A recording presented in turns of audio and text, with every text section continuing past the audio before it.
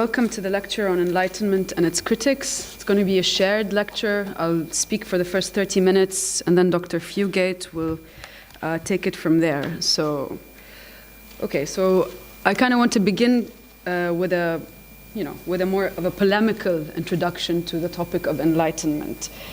I want to suggest to you today that the stakes are quite high for how we interpret enlightenment.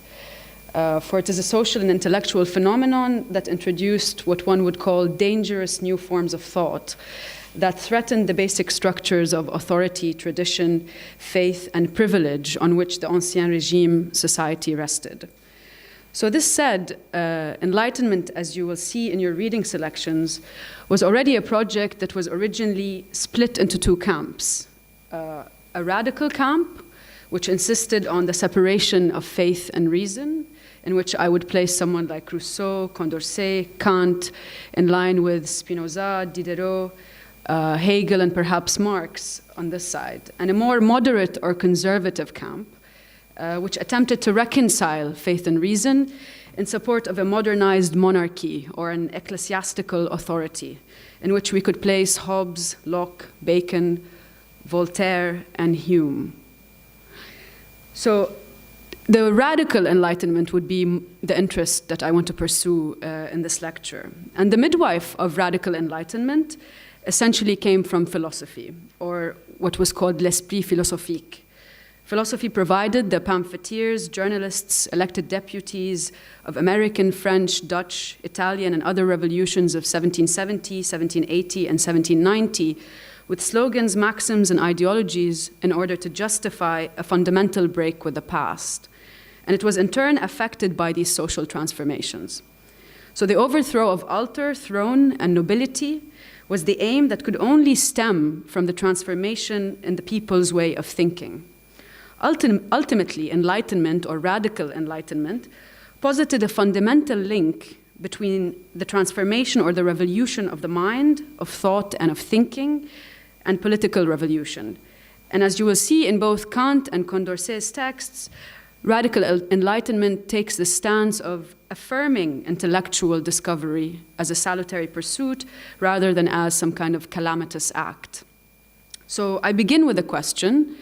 If enlightenment indeed aims at disenchanting the world and shattering the great chain of being, is this really reducible to a calamitous result? In other words, what is it in Enlightenment thought that remains essential for our historical present? So it's important also to note from the very beginning that Enlightenment universals or Enlightenment universal propositions were essentially premised on fissures, on breaks, on splits.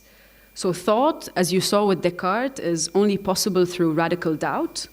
Cogito and madness are intertwined. Descartes' obsession, how can I tell the difference between hallucination and thinking? Rationality can only be practiced through a recognition of its very limits with Kant, as we will see today. Freedom and autonomy can only be achieved through a heteronymous act of recognizing the law, which would be, maybe we'll come to this today as well, the categorical imperative is heteronymous in as far as it's a recognition of a law or a standard that is external to the self, outside the self. Again, another fissure or break is the subject is only human because of language, which in turn proves impossible to turn into a science, a matter that figures ranging from Condillac to Herder to Diderot were considering. And ironically, the Enlightenment that proposes itself as the rebirth of humankind closes with Hegel's declarations of the end of history, the end of philosophy, and the end of art. But let's look a bit more closely at the historical context and some of the redefining radical Enlightenment propositions, as I'm calling them. So although the question of what is Enlightenment was raised in German circles, the ideas circulating at the time heavily influenced the French Revolution and were indeed influenced by it. The political and philosophical formulations put forth under the rubric of Enlightenment, or specifically the radical Enlightenment strain, reacted to feudalism and absolutist monarchy and pivoted around exploring the relations between public discussion, religious faith, and political authority. So even though Enlightenment was a European phenomenon, it should not be reduced to a claim for the superiority and integrity of European values. Rather, enlightenment, as we will see with Kant and Condorcet, is not reducible to any identity position, Western, European, or other. It's not reducible to a subjective position. Enlightenment is precisely about relating negatively to oneself for the purpose of an openness to all others, that I will also suggest to you is not the kind of liberal understanding of the openness to all others. So in a sense, enlightenment posits a certain cut, an irreducible divide within particular positions. It is, as Kant will tell us, about the participation in a universal ethico-political principle that is accessible to everyone. In other words, it is a demand for universality and a transcendence of particularities. Or, as one could perhaps put it, it's about accepting homelessness as the truest of all faiths. So some of the key figures of Enlightenment thought emerged from within the German context in Europe, but were influential for the French and American revolutions. In the course of the 17th and 18th centuries, Europe witnessed the rise of a modern bourgeois society, which, although released man from the fetters of feudalism, chained him into an image of the natural and social worlds as machines made of parts, and in which the individual served as a cog in the machine. The naturalization of a mechanical understanding of the world, as we saw, for instance, exemplified in Francis Bacon's works that we have read, and the fixed laws that were revealed to govern the solar system since Copernicus, once projected onto human society in, let's say, the ideas of the Leviathan, the Hobbesian and Lockean social contracts, and Smithian political economy, proved to be highly problematic. Immanuel Kant describes this mechanization of the social world as a state in which, quote, immaturity has become natural, end of quote, to man. Or dotage was the word that was originally the translation of the word, and in which only rules and formulas epitomize the use of reason and suppress its potentials to free man. This does not mean, however, that Kant did not recognize the real machine-like attributes of man. He realized that indeed, both at two terms that you will look at, perhaps the phenomenal and the noumenal level, we are finite beings who are not essentially free, but bound into a chain of causal determination or a nexus of cause and effect, having no autonomy and being simply thinking machines. But the question for Kant was, what do we do with this knowledge of our own finitude, our own machine-like existence? So in a manner perhaps similar to Descartes, the finite being is limited, but reason is somehow infinite because its limits are internal to itself. And these are not empirical limits. In other words, reason is theoretically infinite. It is an a priori, as Kant will say, to empirical knowledge. So recognizing the limits of reason for Kant is to be understood as the limiting of pure speculation that has no self-guiding structure. First quote here, I'll read it from Kant. Because, however, human reason always strives for freedom, when it first breaks its fetters, the first use it makes of its long unaccustomed freedom has to degenerate into a misuse and presumptuous trust of its faculties from all limitations, leading to the persuasion of the sole authority of speculative reason, which assumes nothing except what it can justify by objective grounds and dogmatic conviction. So against this derailment of a human reason that's unaccustomed to freedom, Kant saw the Enlightenment as a position or stance of critique, one that demands that we think for ourselves, even if it means thinking against ourselves, against what we naturally take to be constitutive of our very own subjectivities. Again, the second quote on the screen, thinking for oneself means seeking the supreme touchstone of truth in oneself, i.e., in one's own reason. And the maxim of always thinking for oneself is enlightenment. To make use of one's reason means no more than to ask oneself, whenever one is supposed to assume something, whether one could find it feasible to make the ground or the rule in which one assumes it into a universal principle for the use of reason, end of quote. So in a sense, the legacy of enlightenment, or what I'm suggesting to you is the radical enlightenment, can be precisely summed up best in Kant's own words. Enlightenment is the exit from self-incurred immaturity, from the inability to speak for oneself, to that of autonomous self-determination.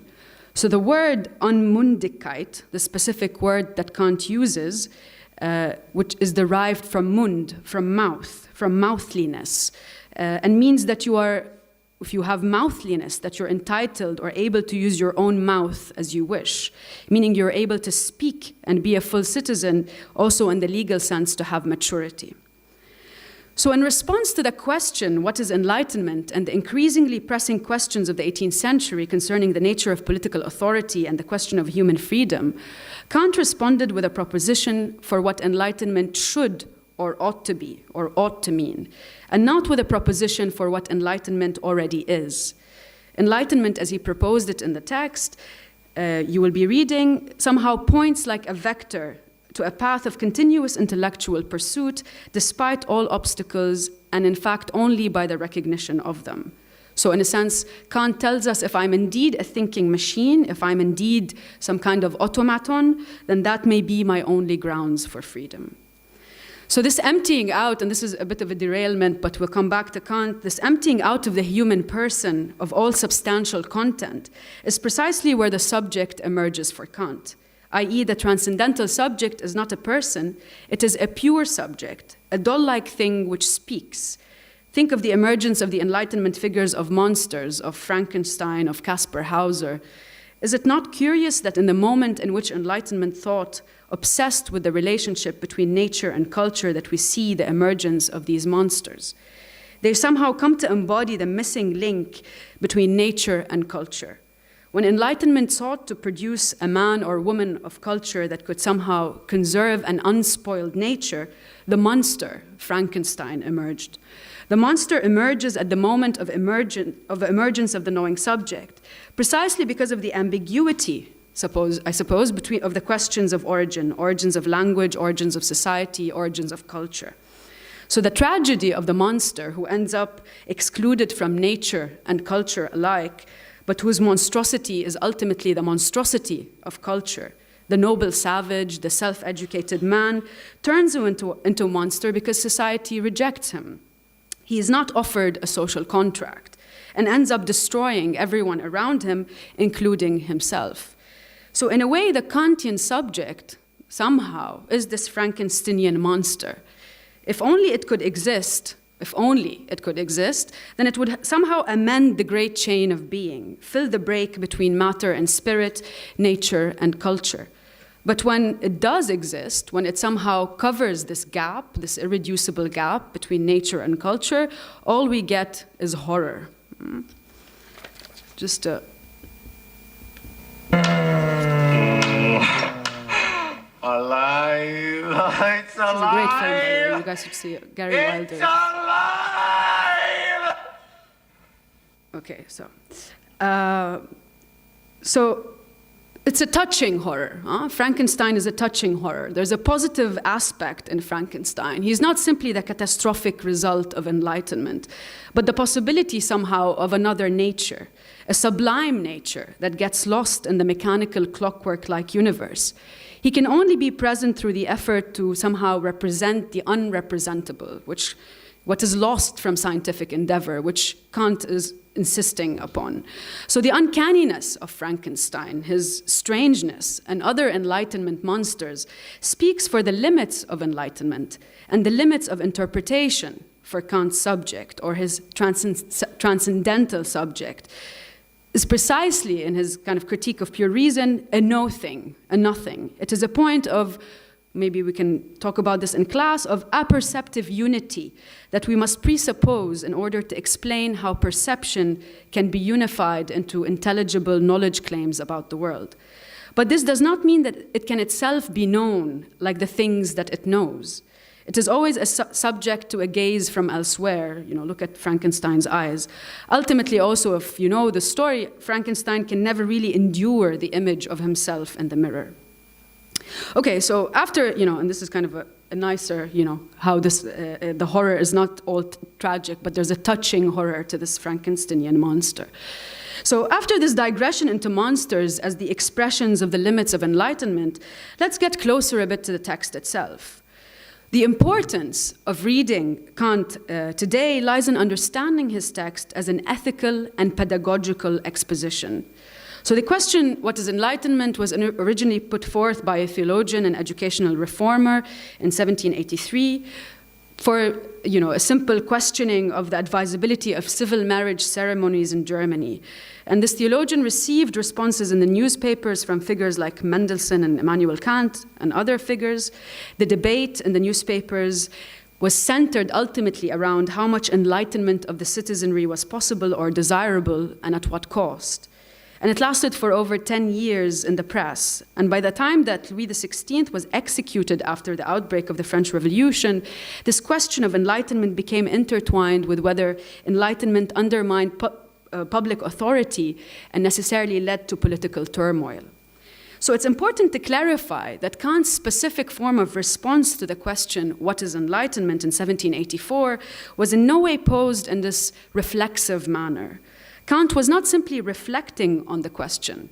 In other words, he was not making the usual argument that is salient for us in our world, that knowledge is simply a reflexive act, that simply sheds light on the world, making it more visible to sight. Rather, Kant insisted that knowing is not simply about seeing, but about speaking without fear. Remember the mouthliness, the unmouthliness that happens with a lack of enlightenment. So without self-incurred cowardice and immaturity. And this is precisely what Kant himself as a philosopher was doing, right? He was writing from his house in Königsberg, outside the university, outside the academy, addressing the public in a newspaper, and acting somewhat as a public intellectual himself. And by practicing this kind of public use of reason, he was positioning himself outside a close-bounded academy. And in a sense, the public use of reason that Kant talks about was in practice in the very nature and dissemination of Kant's text, to which I want to now also get more into detail So although enlightenment as a word bears the meaning of illumination, in the text you are reading this week, Kant does not invoke images of light. Instead, speech and discourse are the most essential elements of enlightenment for him. So what he demanded in this text was not simply a world in which everything stood naked in the light of knowledge, but one in which it was possible to speak, in which it would be possible to speak without fear. Thus, the question for Kant was about the very limits of cognition and its possibilities. What can I know, was Kant's question. In other words, knowledge for Kant does not only involve seeing, like scientific knowledge does not only involve empirical observation. Knowing is not some form of inner light either, an introspective activity. Its most important aspect is that it involves language, speaking, or discourse with and for others. Now, seeing and speaking are two very different acts in the world. Free speech for Kant, as we will see, is not in any way equivalent to the liberal idea of free individuality and expression of opinion. Free speech for Kant is not about being free to have an opinion, but about being free to use one's understanding. So this is premised on the following steps that you will see in the critique of judgment. One must think for oneself. The second step, one must think from the standpoint of everyone else, and one must think always consistently. So only by being proficient at the first two can we be proficient at the third. Kant claimed that we can only think freely if we think for ourselves in the company of others. And this is not a matter of formulating opinions, again, but judgments. Thus, he's not adhering to the idea of introspection as a mode of thought. Maybe an analogy that would help clarify this better. Philosophical thought was rooted in reflection before Kant's transcendental subject, and could perhaps be best possibly understood in terms of the process of mirroring, so by which knowledge is understood as a secondary representation of being, and being is seen to exist somehow in itself. So although knowledge simply understood as a mirror provides the subject with an image from the perspective of another, there is still a complicity there of one's own viewpoint. You can look at yourself in the mirror any way you like. With a modern photograph, for example, this what Kant will call this parallax that's implicit in this form of reflection or mirroring becomes more pronounced because the photograph somehow has an objective nature. There you see there's an uncanniness when you first look at yourself in a photograph or a mirror image, for example. This is what Kant will call a pronounced parallax in this mode of reflection. So the reflective posture for Kant is based on an optical illusion. His critical gesture is that he revealed that past and perhaps future methods of philosophical reflection were only optical delusions. Formerly, this is a quote from Kant, I viewed human common sense only from the standpoint of my own. Now I put myself into the position of another's reason outside of myself and observe my judgments together with their most secret causes from the point of view of others. It is true that the comparison of both observations results in a pronounced parallax, but it is the only means of preventing the optical delusion. And of putting the concept of the power of knowledge in human nature into its true place. So what Kant is saying here is not the platitude that one should see things not only from one's own point of view, but also from the point of view of others. In fact, it is the reverse. How to face a reality exposed through a parallax, through a difference, always. So if one's subjective view is an optical delusion, then the objective perspective or the viewpoint of others cannot but be an optical delusion as well. And if the history of philosophy is nothing but the history of such reflections, then the history of philosophy is nothing but optical delusion for Kant. So this means thinking isn't simply an act from a place between two poles, but it is instead, it is the parallax between two different positions, between these different positions that acts the thinking, that thinks. So Kant too performed this kind of critical oscillation. He continuously confronted the dominant rationalism with empiricism and the dominant empiricism with rationalism. So the Kantian critique, in a sense, exists within this movement itself. The transcendental critique is not some kind of stable third position. It cannot exist without a constant transversal and transpositional movement. And why is this important? Why is critique different from reflection? Because, and this is again coming back to what is enlightenment, reflection can indeed make us aware of things in the world. You can be aware of tradition, religion, family, society, and the state, but it can never provide the grounds for a certain release from them. So for Kant, it is critique as a speech act and not as an introspective thought. That is the sole method of enlightenment. Critique as a process of questioning what is and taking a stand from it. A range of thinkers after Kant have argued that this idea of critique is simply impossible. It's impossible to step out from one's own traditions, from what are the main constitutive factors of the subject. Stepping out of one's traditions for these critics of Kant would be like stepping out of one's language and stepping out of oneself. So in a sense, what some have considered a mere impossibility, Kant posited as the very condition of enlightenment. So in a sense, can one demand the impossible is a question raised by Kant's method of critique. So the concept of critique for Kant is linked to progress, right? But progress in itself is understood as an undefined purposiveness. Even if something like progress cannot be proven, we can still discern its signs to indicate that it is possible. So this discernment of the possibility of progress does not lead to a resolute position again, but to a continuous movement of critique that is transpositional and transversal, always moving by exiting the given limits of a given situation. So what has been called Kant's transcendental critique is precisely this gesture of overturning an entire field of thinking, of not reducing the critique to either positions in a given debate, of thinking from the position of the parallax. Thus, Kant's enlightenment is not reducible to a stage of development of European civilization, but it is about the gesture of executing a critique from a place beyond the given binaries of any situation. In fact, we are compromised in reading Kant's text from the present when we reduce it to a teleology of progress. It is important, however, for us to be honest about the failure of Kant's predictions for society. Even in his own age, he recognized the lack of an age of enlightenment. So recall in the text that you will read, or look out for the text when you read these words, Kant asks, do we now live in an enlightened age? And then he answers, he says, no, but we do live in an age of enlightenment.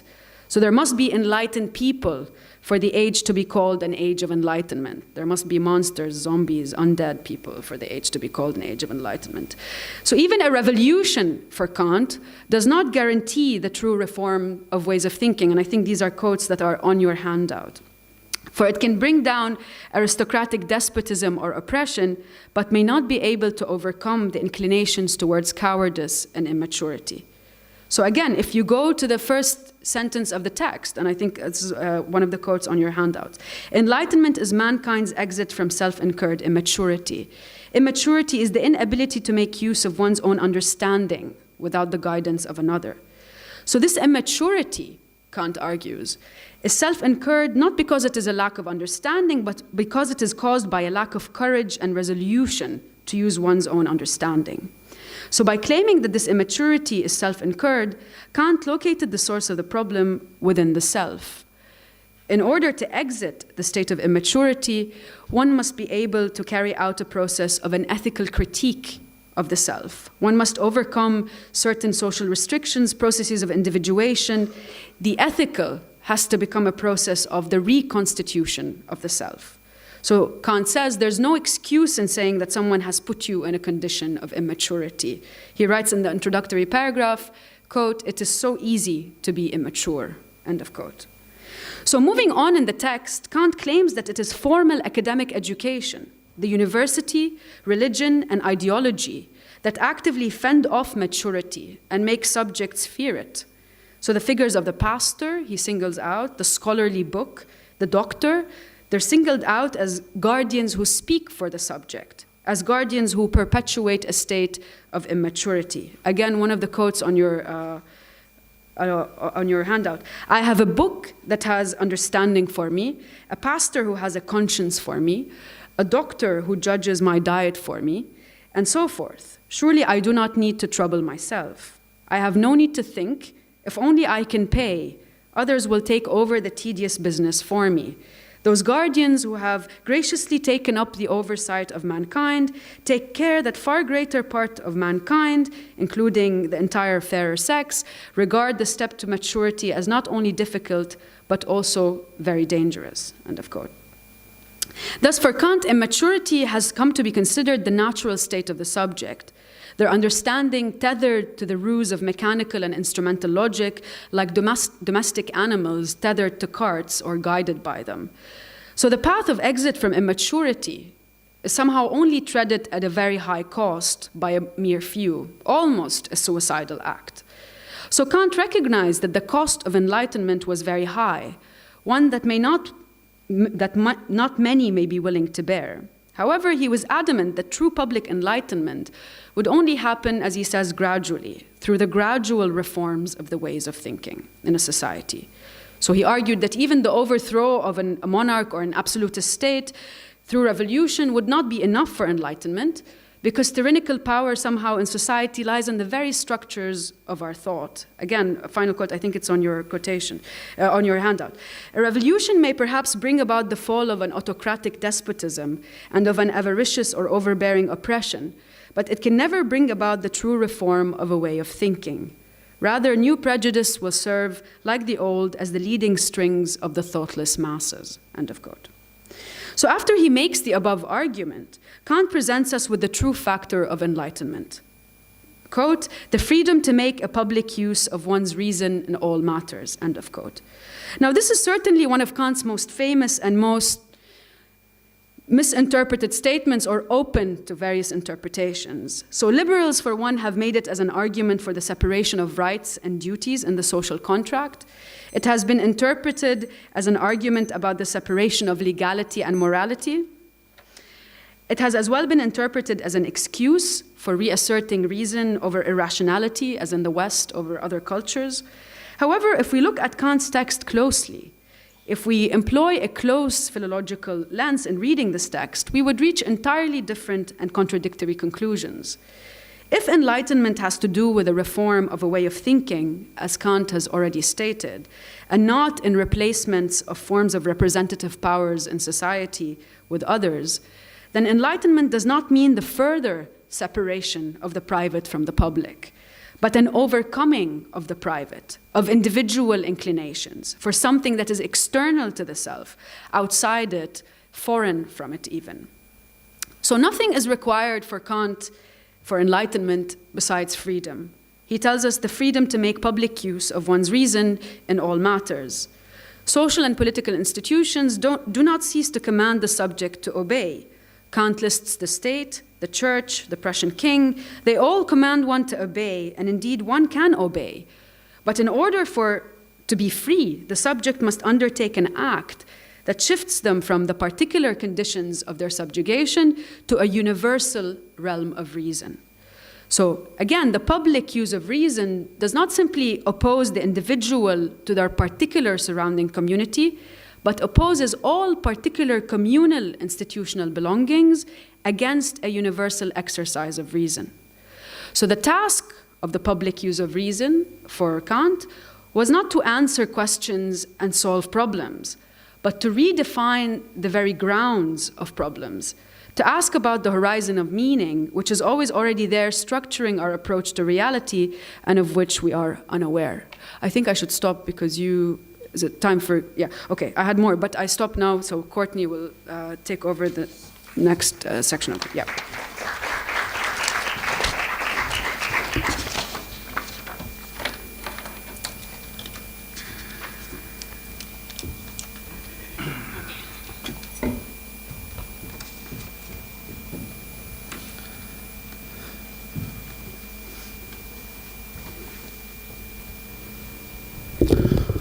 So good afternoon.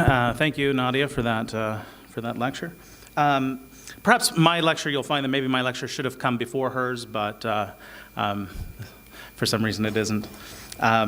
So what I'm going to try to do in the remaining time is introduce you a little bit to the block of texts that we're reading and focus on two of the other texts, aside from Kant's What is Enlightenment? Because these blocks, as you know, part of the design of this course is that the blocks and the readings within the blocks will create a kind of discussion around a central issue. And of course, the central issue of this block is enlightenment.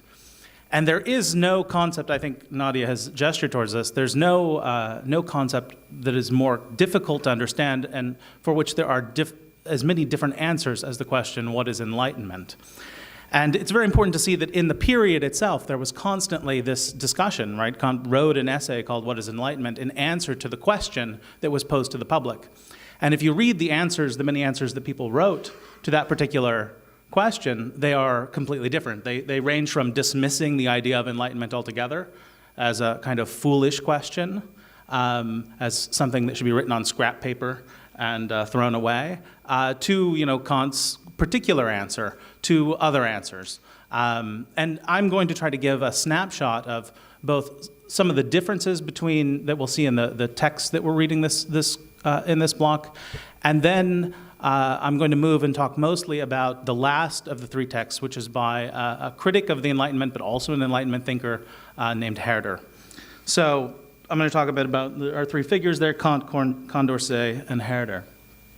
So just a word, we've heard a lot about Kant, but I just want to focus on a particular aspect of his notion of enlightenment. And I'm going to paint it fairly negatively because I want to do so that you can see what, for instance, Herder later will be pointing towards when he's criticizing Kant for the abstractness of his conception of enlightenment and whatnot. So here's just a quote actually from the Critique of the Power of Judgment. This is in your reading. Kant writes, let me have mine here. However, by the name of common sense, so first of all, in this passage, Kant is explaining a notion of common sense, that we have a kind of common sense, and this is central to what it is to be enlightened, is to exercise such common sense, right? He says, however, by the name of common sense is to be understood the idea of a public sense, that is, a critical faculty which in its reflective act takes account a priori. Right? Now, by a priori, Kant means without actual reference to empirical things. So when he says takes others into account, he doesn't mean we ask them questions. He means we a priori can take into account what another person would think. We take into account a priori the mode of representation of everyone else. So we take into account what everyone else thinks in our judgments, but not what they actually empirically think, but what they should think as a third person, in order, as it were, to weigh its judgment with the collective reason of mankind. The collective a priori pure reason of mankind. And thereby, we can avoid the illusion arising from subjective and personal conditions, which could really be taken for objective, an illusion that would exert a prejudicial influence upon its judgment. Now, what I want to point to there is first of all, there's a contrast, as you've seen, between taking the a priori collective standpoint of human reason and taking the standpoint of one's particular self, or of, indeed, anything empirical or historical, or so it's not just my own personal things that I should not take into account, it's your personal things as well. I should take you into account only as a representative of human reason and try to give this, weigh all of my own judgments against this model of an abstract a priori reason. So Kant tells us in several texts to cultivate the capacity to distance ourselves from everything particular, individual and personal, and to think from the purely abstract third-person standpoint of the collective reason of mankind in this passage. For him, we are most active, we are most autonomous, we are most ourselves, we are most free, and we are most genuinely thinking for ourselves when we do precisely this, when we take this third-person standpoint.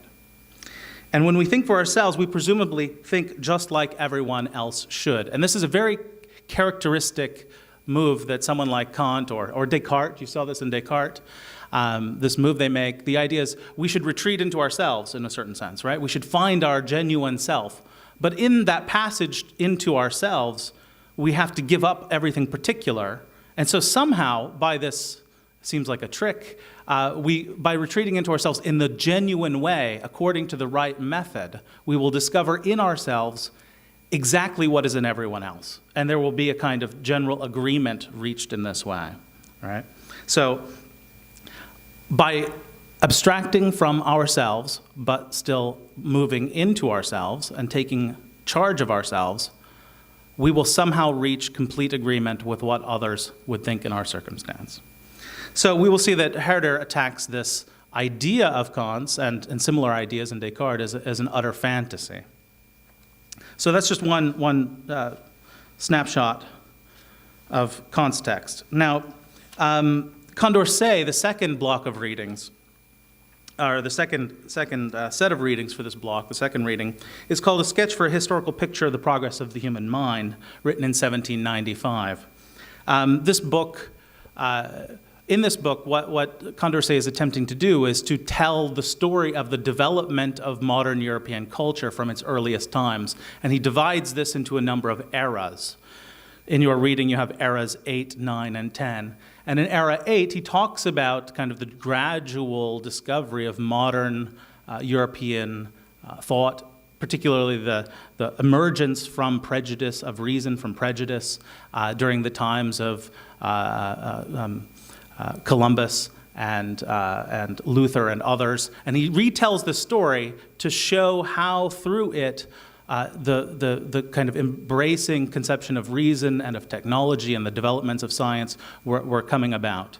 In the 10th era, he deals with his own period and summarizes all the many changes that have taken place in society, science, culture, philosophy, the arts, in his own period as a result of this release of reason from prejudice and superstition. And in the 10th era, he projects a kind of future, idealistic future of mankind. He says that just like Newton's laws allow us to predict the orbits, perhaps the historian of human nature should be able to, with some degree of certainty, predict the future developments of mankind, right? Now, in this text, which you will read, enlightenment is equated not with a kind of third-person standpoint or anything of that nature, but rather with a kind of freedom, a very, very common sense notion of freedom from authority, freedom from religion, which is often equated with superstition in the text, with slavery, and with most of all, stupidity, ignorance, and prejudice. So such freedom is achieved by the application of what he refers to over and again as reason, by which Condorcet means the kind of unprejudiced, self-reliant, and scientific use of the mind as described in the works of Bacon, Galileo, and Descartes. So he's simply taking up that notion of reason and of reason, the science, the scientific use of reason that we've seen developed in earlier writers, and showing how through its development culture has been transformed, and that is what he calls enlightenment. Now, this leads to a particularly Eurocentric conception of what enlightenment is, right? And here's one quote to give you a kind of a sense of what Condorcet means. He says, for instance, aren't all nations bound someday to approach the state of civilization reached by the peoples who are the most enlightened, most free, most clear of prejudices? For example, the French and the Anglo-Americans. The chasm separating these peoples from the slavery of countries subjected to kings, the barbarity of African tribes, and the ignorance of savages, mustn't it gradually vanish in the progress of mankind? So he's talking about the future, and in the 10th era, he thinks that all kinds of negative things will vanish in the world. All nations will become like modern European civilization, particularly like the French. And this is inevitable. This is what science will bring. I'm going to skip to the next set of quotes, and then I'll come back. Here's another quote from Condorcet. He says, "So time will come when the sun shines only on men who are free and acknowledge no master except their reason.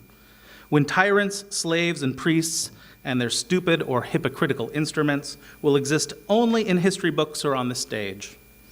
When we'll give no thought to them except pitying their victims and dupes, and keeping watch for any new sprouting seeds of superstition and tyranny, so that if they dare reappear, we can recognize them and stamp them down by the weight of reason."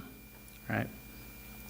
So reason will, for Condorcet, inevitably lead to, he says, the equality between the sexes, to equality in education for everyone, to equality in wealth for everyone, to a time when people will live indefinitely long periods, when language will be perfected, knowledge will be available to all, when nations will all be equal, when war will end, when sciences will be perfected, and when human beings will all be morally good. Right? This is the prospect he builds for himself. And he ends the text that we read with a reference to the philosopher who sees all of this coming and who will live in this time. And this is a quote at the bottom of this page. He refers to this philosopher as contemplating an Elysium which his reason will have created for him. This is a wonderfully ambiguous text, because the Elysium, of course, is a picture of Elysium. It's mentioned in Homer. It's an ancient conception of a kind of ideal heavenly place. And Condorcet is referring to an Elysium that reason will have created for us. Now, the ambiguity there, Condorcet doesn't mean it ambiguously. He means that reason really will create such an Elysium. That's what the philosopher understands, right? Now, for Herder or someone, he will see in that reason creating the kind of fantasy of such an Elysium. That's the kind of ambiguity, right? Reason creating here. Do you mean reason creating, we create in our mind such an Elysium? No. Condorcet means reason through history will actually create such an Elysium, or at least approach it indefinitely in the future, right? So that is a kind of negative snapshot of Kant and Condorcet in a way, or at least their conceptions of enlightenment. And you can see that Condorcet's notion of enlightenment and the Elysium to which it will lead has some very interesting presuppositions, these that could be discussed. In particular, it presupposes that a kind of scientific reasoning is also necessarily humanizing. He seems to think that through the progress and dissemination of knowledge and science, people will become better, right? That simply by the improvement of our faculties, we'll become morally better people. That the knowledge means getting rid of prejudice, and getting rid of prejudice means treating others equally, and that there's a natural progression from knowledge and scientific knowledge to better conduct of human beings. That's one of his presuppositions. He presupposes that technology and equal access genuinely will guarantee equality of condition. So he thinks, if you read, there's a passage on wealth, and he thinks that simply through the development of the economy, wealth will necessarily become more equal. That seems very unlikely from what we've seen in the history of the world since Condorcet. So there's very questionable that simply by technological advancement and dissemination of knowledge and technology, that things will become more equal. Now, clearly he's right in some respect that things become more equal. The internet has made people more equal in a lot of ways and that they can gain more access. But does it actually lead to, by itself, equality of condition? That's the question. Or could it equally lead to even greater disproportions in things like wealth or condition, if not supplemented in some way? So another presupposition is that the improvement of our instruments, our tools, our language, our mathematics, and so on, and of our minds and bodies will turn us into better, morally better human beings. Now, if we turn now to bring these two together to try to contrast Kant and Condorcet somewhat, and I put these in colors because they fit together, we can see kind of in a very caricature kind of way, but still in a way that has some foundation, that for Kant, enlightenment is brought about through a cultivation of our rational and impartial judgment, thus through a kind of transformation of ourselves, our inner selves. Such a transformation should take place primarily for Kant, so he's not interested so much in political revolution, or he says nothing about technology, right? Nothing about the development of science in his What is Enlightenment text, right? It's all about changing how one's mode of thought, and from that, opening up and protecting a public space for discussion, and society will follow that, right? So transform oneself and everything will follow. This is broadly a very Cartesian kind of idea, right? The way to transform science is to transform the way you think, and then everything deductively follows from that. It's the same kind of movement.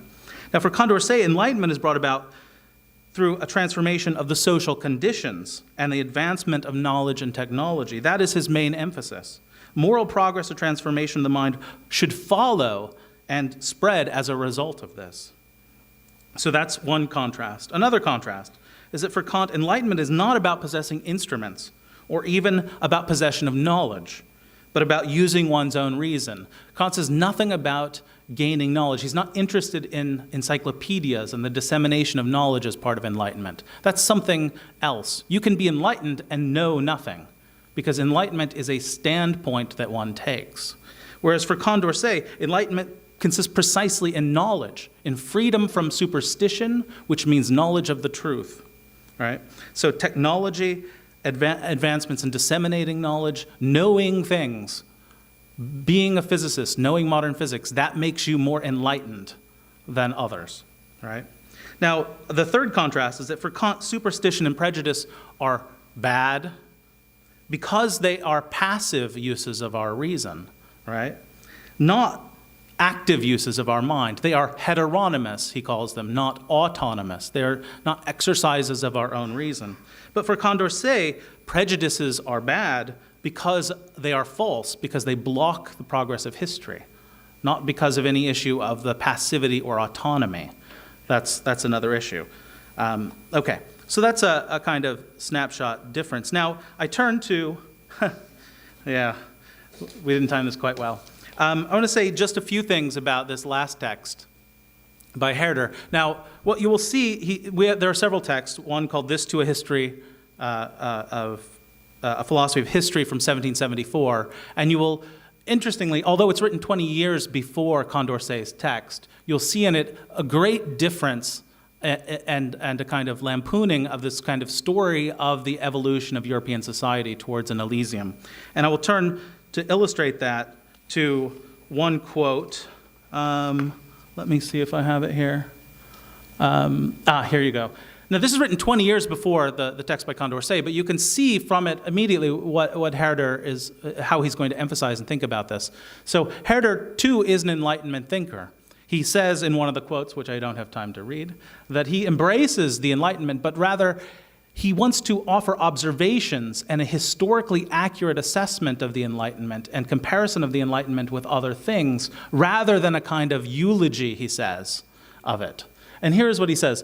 Those who have so far undertaken to unfold the progress of the centuries, for the most part, have in the process the pet idea, progress to more virtue and happiness of the individual human being. People have then, for this purpose, exaggerated or made up facts, understated or suppressed contrary facts, hidden whole science, taken words for deeds, taken enlightenment for happiness, taken more subtler ideas for virtue, meaning taken more scientific knowledge for morally good things. And in this way, people have made up whole novels about the universally progressing improvement of the world. Novels that no one believes, at least not the pupil of history and of the human heart.